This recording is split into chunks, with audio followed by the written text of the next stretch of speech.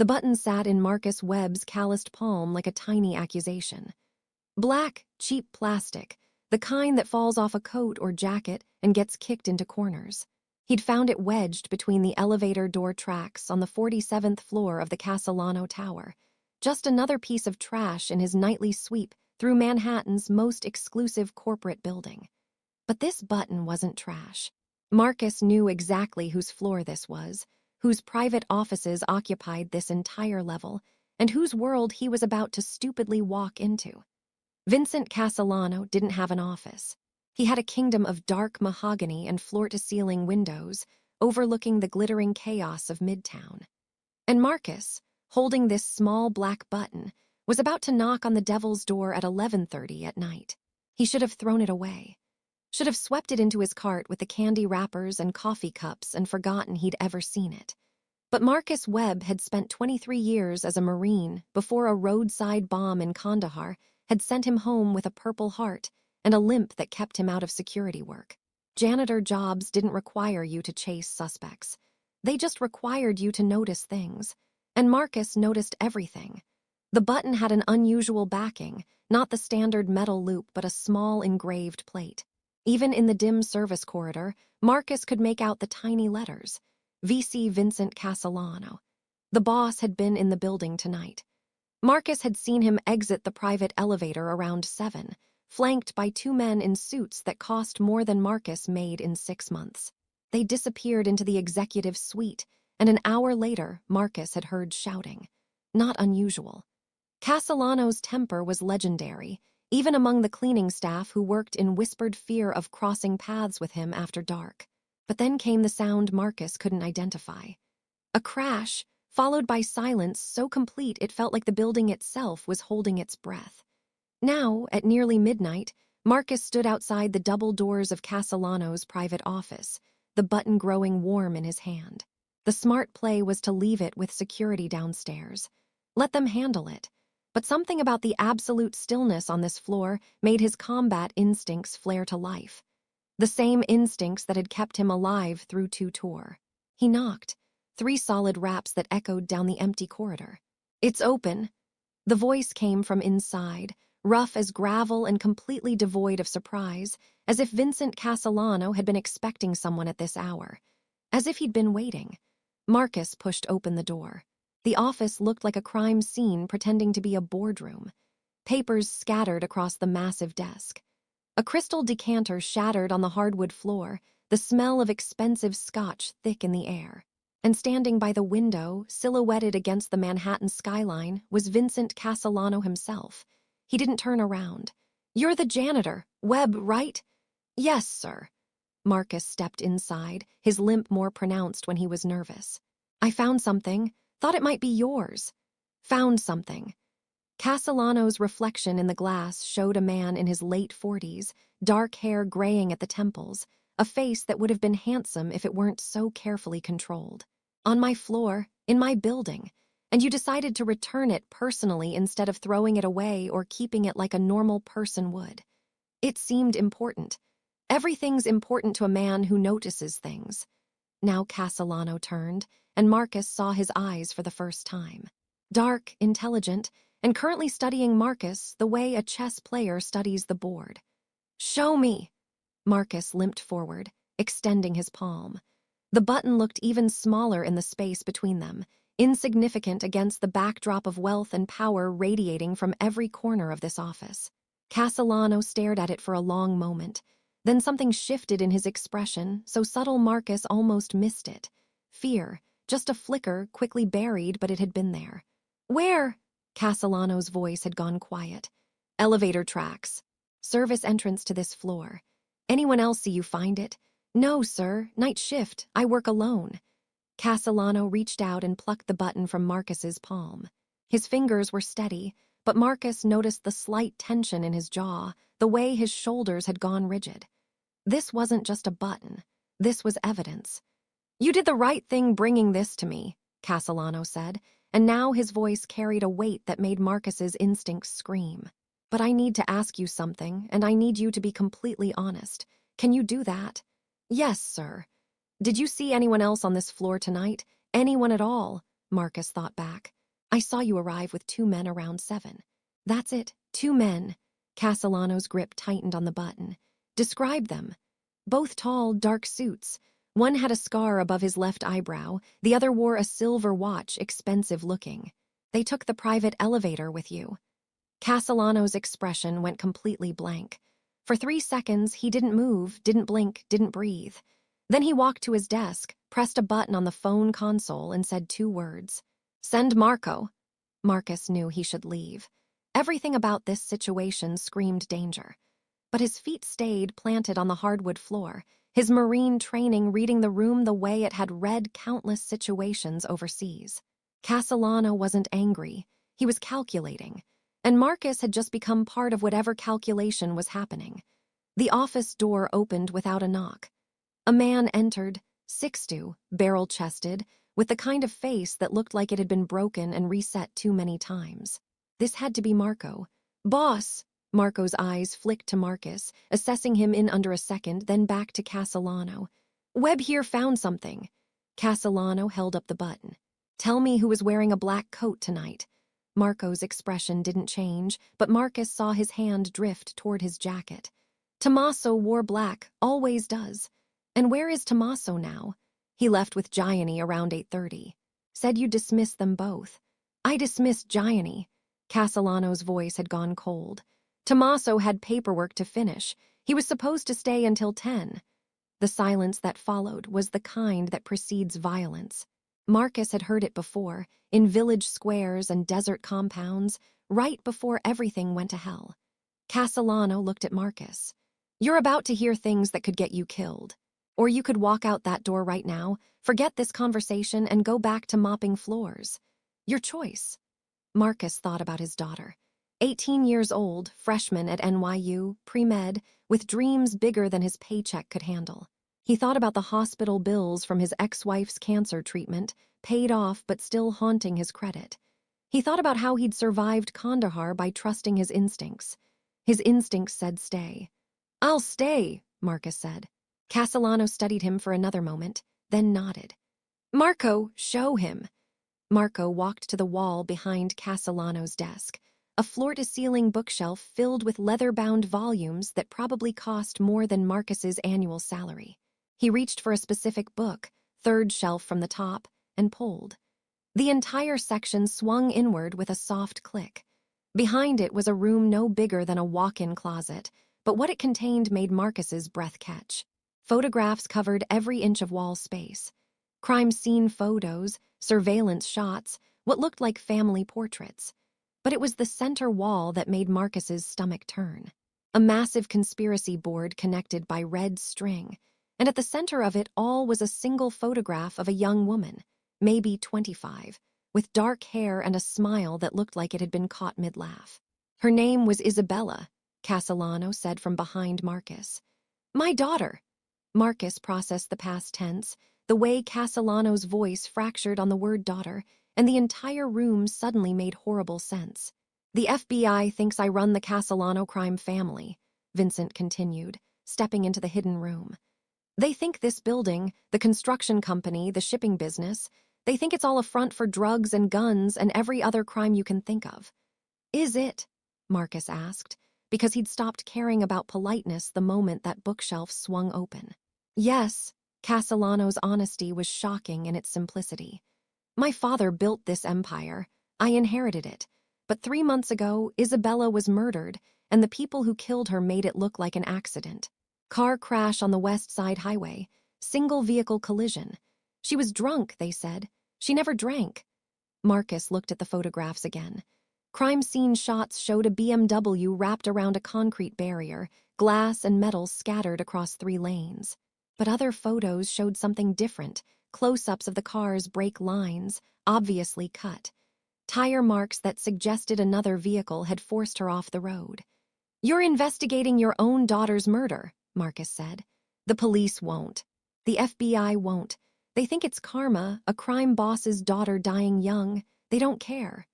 Castellano's voice was steady, but his hands weren't. They trembled as he touched the center photograph. So I started looking myself, and what I found was worse than I imagined. He pulled a leather journal from a shelf, worn, coffee-stained, filled with handwritten notes. Isabella was an investigative journalist. She was working on a story about corruption in the city's construction permits, about buildings that shouldn't have been approved, inspections that never happened. She had sources inside City Hall. Marcus understood before Castellano finished. She found something. She found everything. Names, dates, payment records. She discovered that someone in my own organization had been running a side operation, bribing city officials, cutting corners on projects that have killed people. Building collapses in Queens, fire code violations in the Bronx that led to deaths. She was going to expose all of it, including her own father's company. And someone killed her for it. Someone close to me. Castellano's eyes met Marcus's.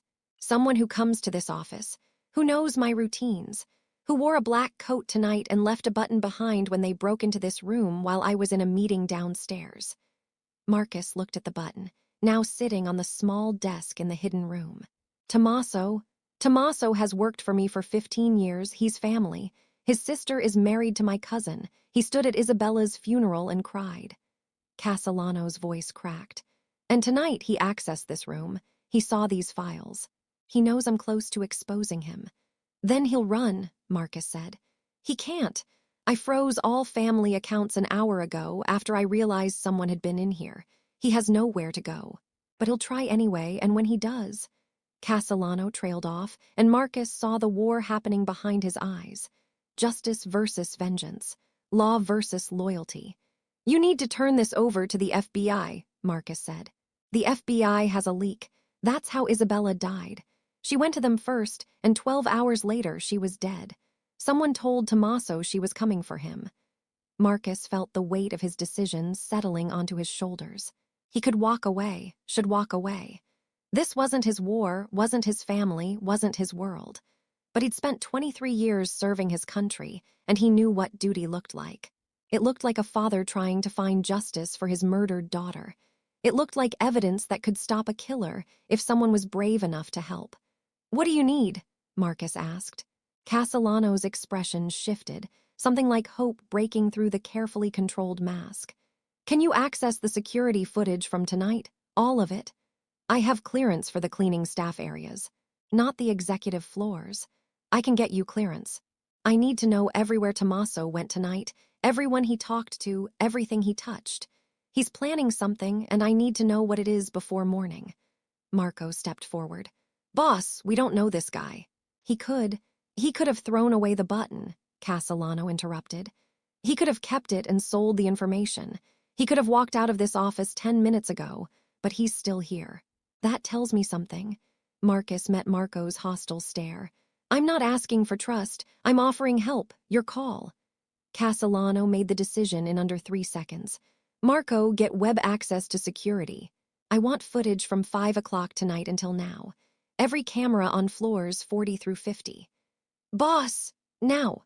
Marco left without another word, and Marcus found himself alone with Vincent Castellano in a hidden room filled with evidence of conspiracy and murder.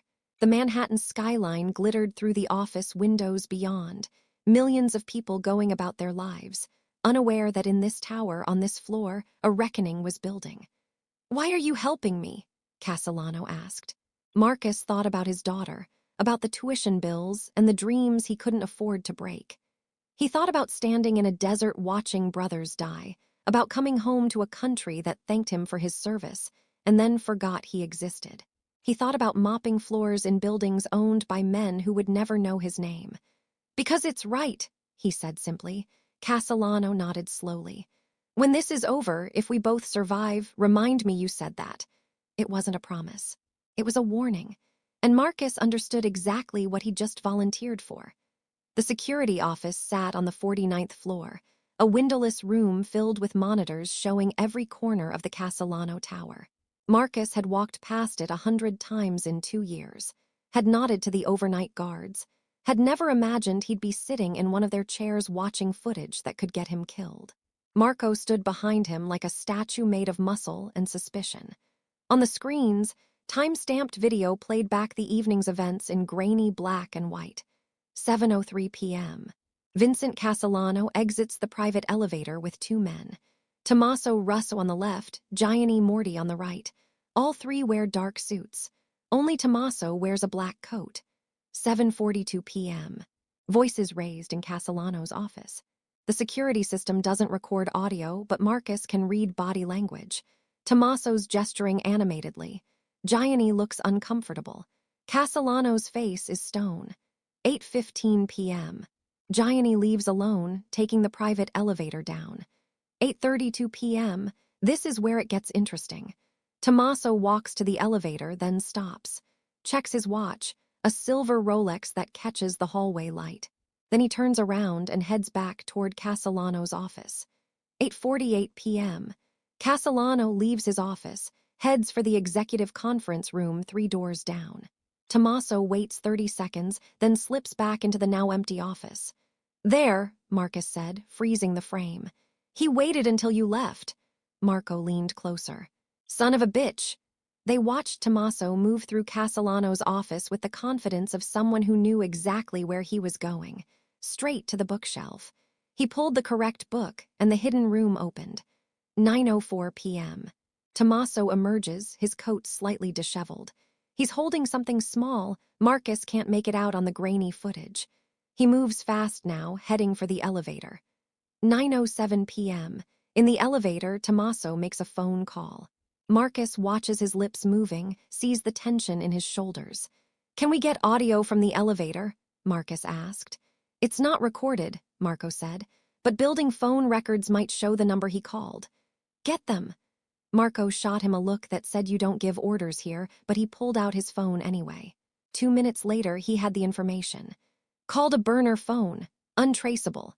What about his movements after he left the building? Marco switched cameras, following Tommaso's path through the lobby, out the front doors, onto 47th Street. The external cameras showed him getting into a black sedan. The license plate was partially obscured, but Marcus caught enough digits to run it. "That's a rental," Marco said, checking his phone. "Picked up from Enterprise on Lexington this morning. Paid cash." "He knew he'd need an untraceable car," Marcus said. "He's planning to run.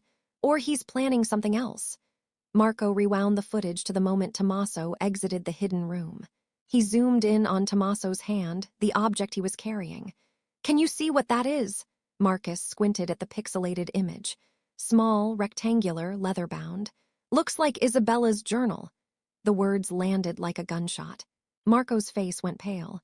He took the evidence. Everything Isabella gathered. "He has it now," Marcus finished. "Which means he can destroy it, or he can use it to blackmail whoever else is involved. We need to tell the boss. We need to find Tommaso first." Marcus pulled up the city traffic camera network. One of the perks of working in a building that housed several city contractors was access to municipal systems. He tracked the black sedan south on Lexington, then west on 42nd, then south again toward the financial district. "He's heading for the harbor," Marco said. Marcus's instinct screamed warning. The harbor meant boats. Boats meant international waters. Tommaso wasn't planning to hide in the city. He was planning to disappear entirely. "Call Castellano," Marcus said. "Now." Vincent Castellano arrived in the security office looking like a man who'd aged 10 years in 2 hours. His tie was loosened, his jacket discarded, and the careful control he'd maintained earlier had cracked enough to show the fury beneath. "Show me," he said. Marcus played the footage. Watched Castellano watch his trusted lieutenant betray him in real time. Watched the moment Tommaso took Isabella's journal, the evidence she'd died protecting. When the footage ended, Castellano was silent for a full minute. Then he said, "Where is he now?" "South Street Seaport. We lost him when he went into the parking structure at Pier 17. There's a private marina there, small boats mostly, but some big enough to make it to international waters." Castellano pulled out his phone, made 3 calls in rapid succession. "I've got people at the marina. If Tommaso shows up with the journal, they'll stall him. But we need to move now." Marcus asked. "You found the button, you pulled the security footage, you're in this now whether you want to be or not." Castellano's eyes were hard. "Tommaso saw you earlier. The building logs will show you were on this floor tonight. If he runs and this goes public, if the FBI starts digging, your name will come up. You're a witness, which makes you a target. Marcus felt the trap close around him. He'd thought he was helping solve a murder. Instead, he'd stepped into a war between criminals, and the only way out was through. "What's the play?" he asked. "We go to the marina, we get the journal, and we get Tommaso." Castellano's voice was steady, but Marcus saw his hands shake slightly as he checked his gun, a Sig Sauer P226, military grade. "Marco, bring the car around." "Webb, you're with me?" "I'm a janitor, not a soldier anymore," Marcus said. "Tonight you're both." They took Castellano's private elevator down to the basement parking garage. The car was an armored Mercedes S-Class, the kind that cost more than Marcus would make in a lifetime.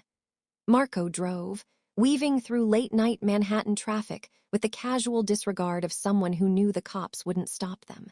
In the backseat, Castellano was on his phone coordinating with his people at the marina. Marcus caught fragments of conversation. "He can't leave the dock, lethal force authorized. I want him alive." That last part said everything about Vincent Castellano.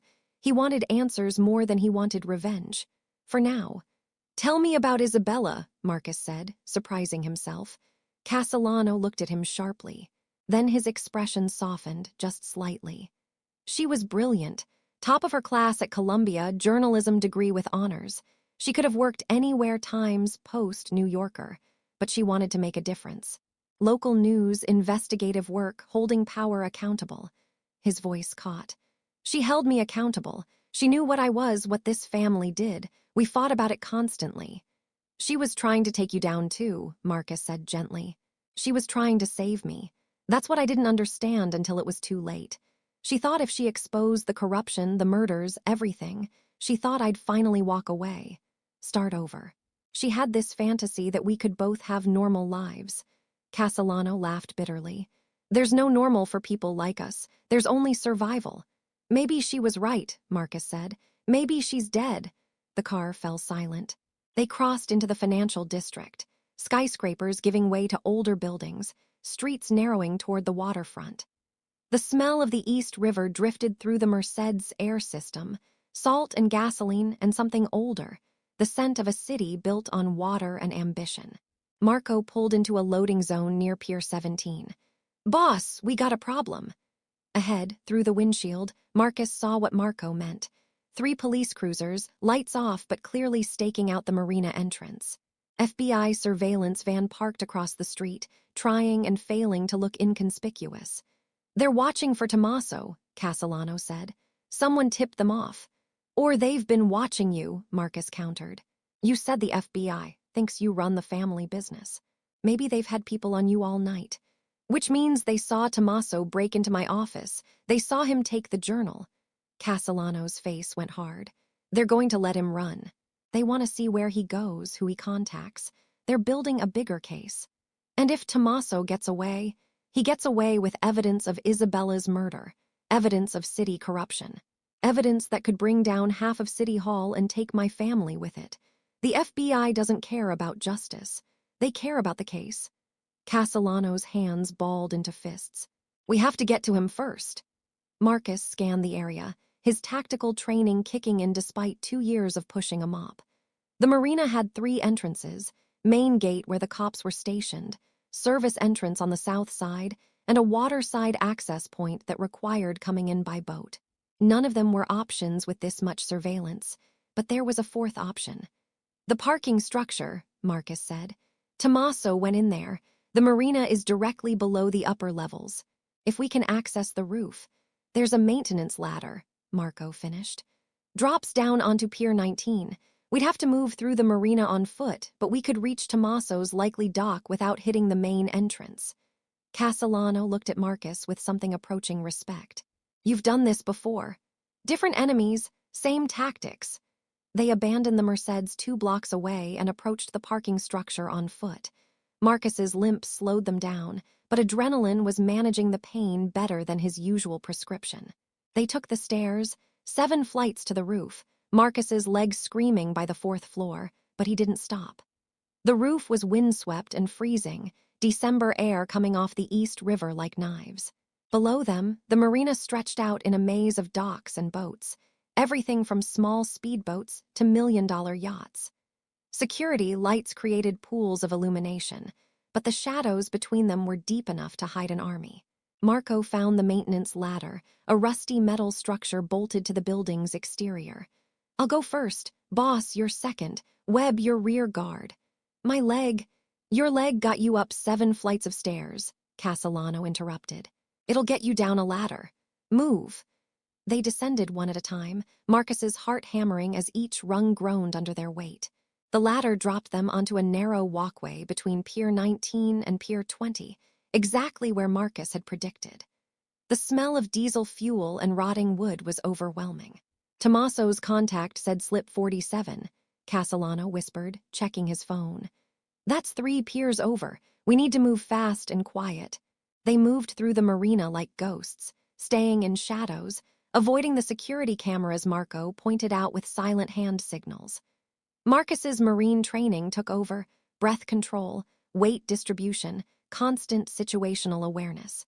He cataloged exit routes, noted potential cover, tracked the FBI surveillance van's position relative to their movement. Slip 47 was occupied by a 40-foot yacht named Serendipity. White hull, tinted windows, engines idling. Someone was preparing to leave. And standing on the dock, holding a leather satchel that had to contain Isabella's journal, was Tommaso Rosso. He wasn't alone. 2 men stood with him, both armed, both scanning the marina with professional wariness. Tommaso was talking on his phone, his free hand gesturing emphatically. "Hired security," Marco whispered. "He knew we'd come." "Can we take them?" Marcus asked. 3-on-3, bad odds. They have position and they're expecting trouble."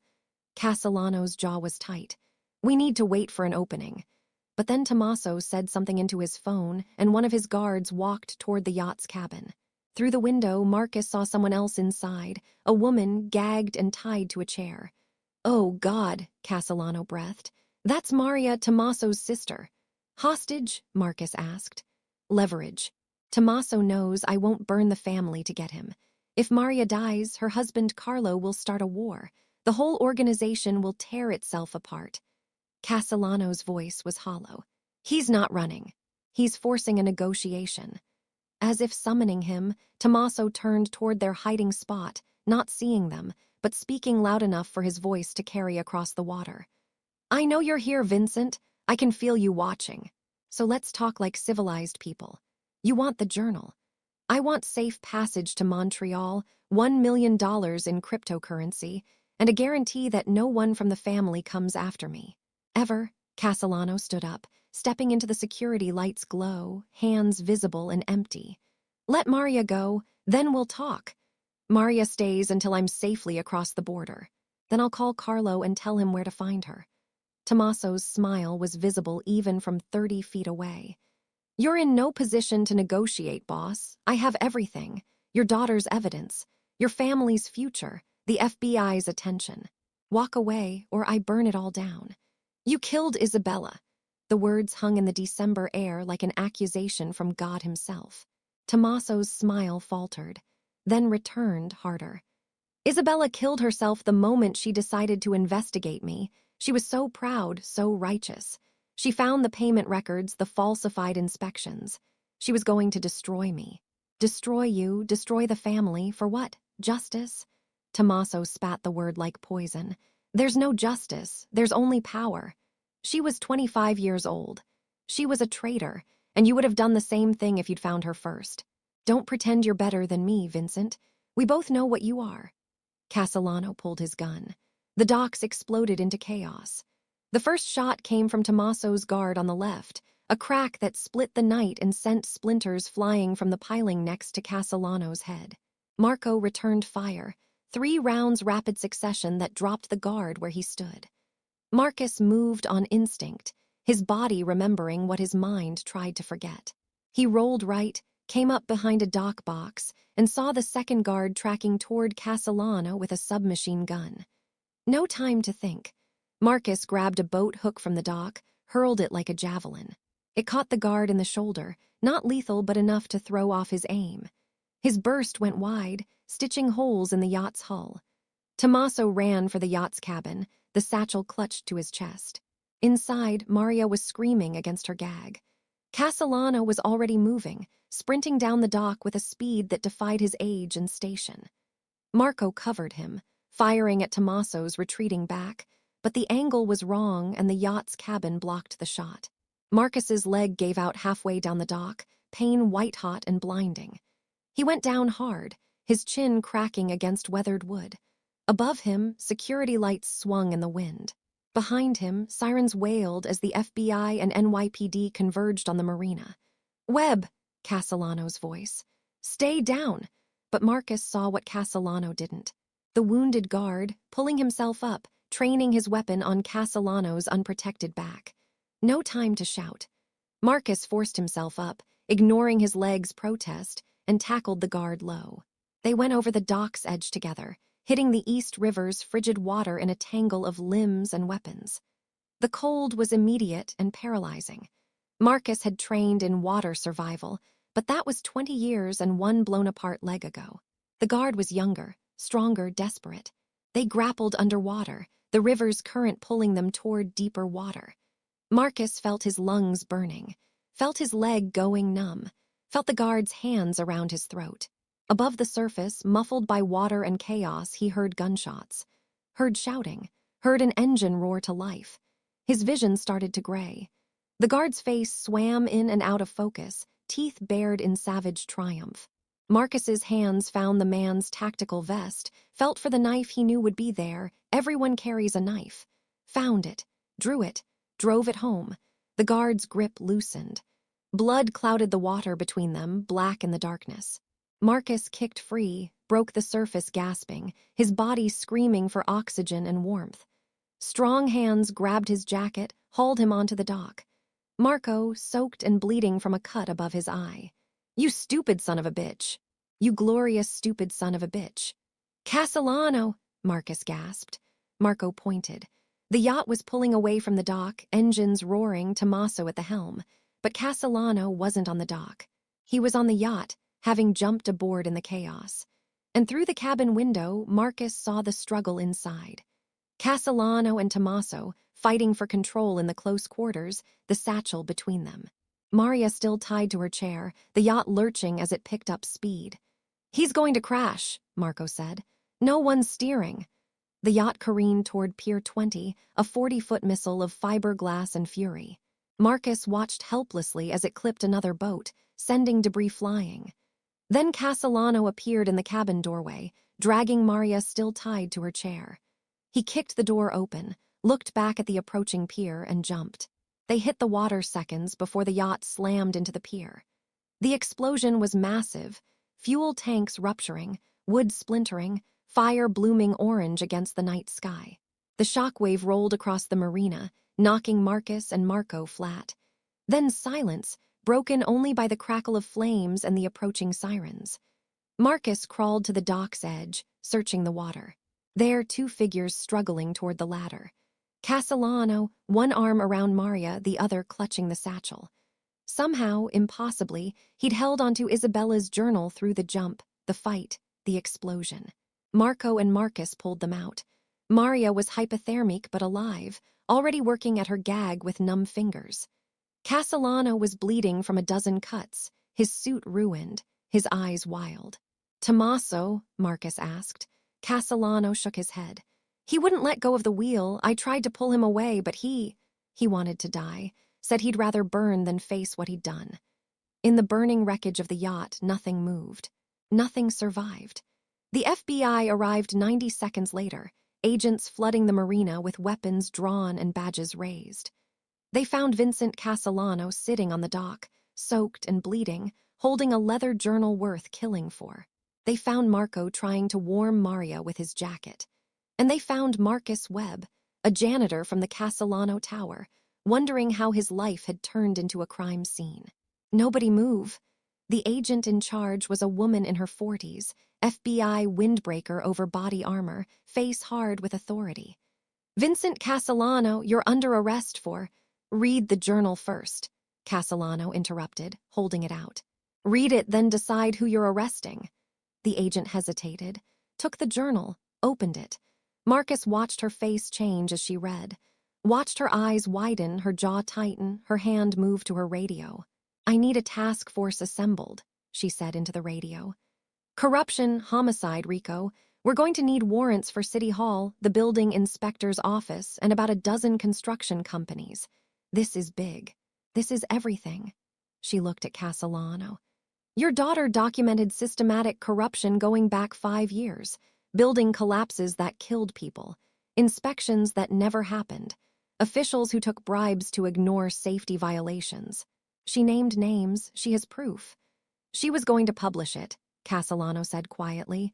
"She was going to destroy my company to save the city, and someone killed her to keep her quiet. Tommaso Rosso. Yes, but not alone. He had help. Someone in your office told him Isabella was coming. Someone tipped him off 12 hours before she died. There's a leak in the FBI, Agent." Reeves. Special Agent Sarah Reeves. She looked at the journal again, then at the burning yacht. "You're saying one of my people is dirty." "Saying Isabella brought you evidence 3 months ago, and she died 12 hours later. Draw your own conclusions." Castellano swayed slightly, exhaustion and blood loss catching up with him. "Now either arrest me or let me go to the hospital. I'm too tired for games." Agent Reeves made a decision. "Paramedics are on site. Get treated, all 3 of you. Then we're going to have a very long conversation about everything that happened tonight." "4 of us," Marco corrected, nodding toward Maria, who was being loaded into an ambulance. "She's a witness, too. 4 witnesses to a conspiracy, a murder, an attempted escape, and a fiery boat crash in federal waters." Reeves smiled without humor. "This is going to be a hell of a case." The hospital was Mount Sinai, emergency room, 4 in the morning. Marcus sat on a gurney while a doctor examined his leg. Water damaged, possibly infected, definitely aggravated beyond the normal limits of his injury. The doctor, a tired woman with kind eyes, told him he'd need surgery if he didn't want the limp to become permanent. "It's already permanent," Marcus said. "It could be worse, trust me." In the next bay, separated by a thin curtain, Vincent Castellano was being stitched up by a plastic surgeon the FBI had called in. Federal custody meant federal health care, apparently. Marco was somewhere down the hall being treated for his head wound. Maria had been released to her husband Carlo, who'd arrived with enough family members to fill the waiting room and enough barely suppressed rage to power the hospital's generators. Agent Reeves sat in a chair between the gurneys, reading Isabella's journal for the 3rd time. "She was thorough," she said to no one in particular. "Documents, photographs, recorded conversations. She built a prosecutable case against 27 individuals in 5 city departments. And she did it in 3 months. She was brilliant," Castellano said from behind his curtain. His voice was hoarse with smoke inhalation and grief. "She was reckless. She should have come to us first. She did come to you, and she died for it." Reeves's jaw tightened. "I put my best people on the task force investigating your family. If one of them is dirty, I'll find out, and they'll wish Tommaso's fate on themselves before I'm done." "Very comforting," Castellano said dryly. Reeves looked at Marcus. "You're the wild card here, Mr. Webb. 23 years military service, honorable discharge, Purple Heart recipient. You've been working as a janitor for 2 years despite having clearance for security positions. Why, the limp. The limp didn't stop you from jumping in the river tonight, didn't stop you from killing an armed hostile to save Castellano's life." Her eyes were sharp. "What's your angle? Why help him?" Marcus thought about his answer. Thought about Isabella's photograph on that hidden wall, young and bright and dead at 25. Thought about Vincent Castellano sitting in his destroyed office, crying for his daughter, while the city he helped corrupt watched through glass windows. "No angle," Marcus said finally. "Just the right thing to do. The right thing would have been calling the police when you found that button." "I did call the police. I'm calling them now. I'm telling you everything I saw, everything I know. Tommaso Rosso killed Isabella Castellano to cover up a corruption scheme that's gotten people killed. Vincent Castellano was trying to find proof. I helped him find it. That's the truth." Reeves studied him. Then she closed the journal. "You're going to testify. Grand jury, then trial. You understand that you just became the star witness in one of the biggest corruption cases this city has seen in decades. Marcus hadn't thought that far ahead, hadn't considered what came after the gunfire and the cold water and the explosion. But he was considering it now. His face in newspapers, his name in court documents, his daughter at NYU surrounded by press asking if her father worked for the mob. Will she be safe? He asked. Reeves understood immediately. Your daughter, yes, will provide protection for both of you. New identities if it comes to that, though I hope it won't. Most of the targets in Isabella's journal are white-collar criminals. They hire lawyers, not hitmen. Most isn't all. No, Reeves agreed. Most isn't all, which is why I'm offering you something. Protective custody until the trials are over. We put you and your daughter in a safe house, you testify, and then you both disappear into witness protection if needed. I'm a janitor. I can't afford to disappear. The federal government can. We'll set you up with a new life, new job, new city. Your daughter can finish pre-med at any school she chooses. Full ride, compliments of the Justice Department's witness protection budget. Reeves leaned forward. You did a brave thing tonight, Mr. Webb. Let us protect you for it. Marcus looked at the curtains separating him from Castellano. What about him? What about him? You heard what he said. His organization is real. The Castellano family isn't innocent. No, Reeves agreed. But Isabella's journal doesn't contain evidence of Vincent Castellano's crimes, just the crimes committed against him and his daughter. If we try to build a RICO case, we'll spend years untangling the organization, and in the meantime, 24 corrupt officials walk free. Or we focus on the corruption Isabella died exposing, and we put the real villains away. So Castellano gets immunity. Castellano gets a very complicated relationship with the federal government that I'm not authorized to discuss with you. But between us, Reeves lowered her voice, he's cooperating, full disclosure on everyone Isabella identified. In exchange, we don't look too closely at his shipping manifests. It was a deal with the devil, and everyone knew it. But Marcus understood pragmatism. He'd made similar calls in Kandahar, deciding who to trust and who to target based on incomplete information and impossible odds. I'll testify, he said, but I'm not going into witness protection until my daughter finishes school, 2 more years. That's not safe. Neither was jumping into the East River. I'll take my chances. Reeves looked like she wanted to argue. Instead, she stood. Get some rest. Tomorrow you're giving a formal statement. The day after that, the grand jury convenes. Welcome to the most complicated case of your life, Mr. Webb. She left. The curtain between the gurneys moved, and Vincent Castellano appeared, a walking quilt of bandages and stitches. He shouldn't have been able to stand, but he did anyway, leaning against the gurney for support. Thank you, he said. Marcus shook his head. Don't thank me, I didn't do this for you. I know, you did it for Isabella, which is better than doing it for me. Castellano's smile was painful. Agent Reeves is right about the protection. You're going to need it. Some of the people in that journal are powerful, dangerous. Are you threatening me? I'm offering you something, security if you need it, employment when this is over.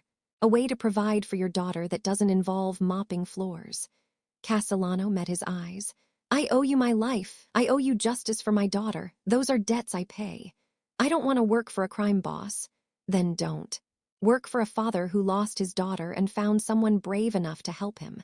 Work for a man who's trying to be better than what he is. Castellano's voice dropped. Isabella wanted me to change, to walk away from the family business. I couldn't do it while she was alive. Maybe I can do it now that she's gone. Marcus didn't believe him, but he believed the grief in Castellano's voice, believed the way his hands shook when he talked about Isabella. Believed that somewhere under the expensive suits and criminal empire was a father who'd failed his daughter. If you want to honor her memory, Marcus said, release Isabella's full journal to the press, not just the corruption she found, everything, including what your family did. That would destroy us. That's what she wanted. Castellano was silent for a long time. Then he nodded slowly. After the trials, after the corrupt officials are convicted, then I'll release everything. And whatever happens to me after that, I'll face it. You're lying. Maybe. But maybe I'm tired of lying. Castellano turned to leave, then paused. That button you found, it wasn't just a button, it was Isabella's from her coat, the one she was wearing the night she died. Tommaso kept it. A trophy. Marcus felt something cold settle in his stomach. How do you know? Because I saw him wearing that coat tonight, and when he took it off in my office, the button was there, all of them intact. Then you found one by the elevator, right where he'd been standing. Castellano's eyes were dark. He didn't lose it. He dropped it. He wanted me to find it. He was taunting me. Why tell me this now? Because you asked why I was investigating. Why I built that hidden room, collected all that evidence, hunted Tommaso for 3 months. You wanted to understand. Castellano's smile was terrible. Now you do. He killed my daughter. And he wanted me to know. He left before Marcus could respond. The emergency room continued around them. Nurses calling codes, machines beeping, the living and dying separated by curtains and chants. Marcus lay back on his gurney and stared at the ceiling tiles, counting the stains and wondering what his life had become.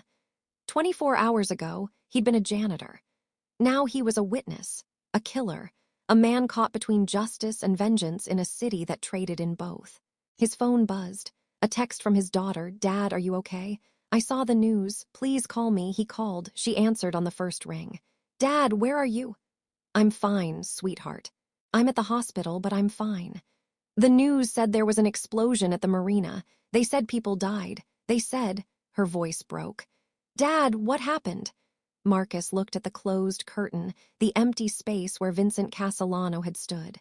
He thought about Isabella's journal, about corruption and murder, about a button that was really a confession. "I found something at work," he said finally. "Something important, and I did the right thing with it. That's all. The right thing almost got you killed. Sometimes that's what the right thing costs." She was crying now, and Marcus felt his heart break a little more. He'd tried so hard to give her a stable life, a safe life, a life where she didn't have to worry about her father dying in some foreign desert or drowning in some city river. And in one night, he'd shattered that illusion. "I'm coming home," she said. "I'm leaving campus right now. No, you stay at school. You're safe there. The FBI is handling everything. I promise you I'm fine. Dad, I love you. Trust me. Stay at school. I'll call you tomorrow." He hung up before she could argue, sat in the silence of the emergency room and let himself feel everything he'd been suppressing. Fear, exhaustion, pain, grief for a girl he'd never met and a father who'd failed her. The doctor returned with discharge papers and a prescription for antibiotics. Marco appeared with a change of clothes, jeans, and a sweatshirt that fit surprisingly well. Agent Reeves materialized to escort him to a hotel the FBI had secured, a bland corporate place in Midtown, where he'd wait until the grand jury convened. Dawn broke over Manhattan as they drove through empty streets, the city just starting to wake up to news of the marina explosion, the corruption scandal, the death of Tommaso Rosso. Marcus watched the sunrise paint the skyscrapers gold and thought about Isabella Castellano, 25 years old, brilliant and doomed, who tried to save a city that didn't want to be saved. Her journal would do what she couldn't, would expose the rot, punish the guilty, force change through facts and evidence and the slow machinery of justice. But it wouldn't bring her back, wouldn't give her father another chance to listen to her, believe her, choose her over his empire. Some failures couldn't be fixed. Some debts couldn't be paid. All you could do was try to do better next time. Try to be the person who found a button and asked the right question, who chose truth over safety, justice over silence. Marcus closed his eyes and let himself sleep for the first time in 24 hours, dreaming of daughters and fathers and all the ways love could save or destroy you. The grand jury convened 3 days later in the Southern District of New York Federal Courthouse. Marcus testified for 4 hours, walking them through finding the button, confronting Castellano, discovering the hidden room, tracking Tommaso to the marina. He left nothing out, including his own role in the violence that followed. "You killed a man," the prosecutor said, not accusatory but factual, "in defense of Vincent Castellano's life. The guard had a submachine gun trained on his back. I neutralized the threat. With a knife, in hand-to-hand combat, in freezing water." "Yes, ma'am,"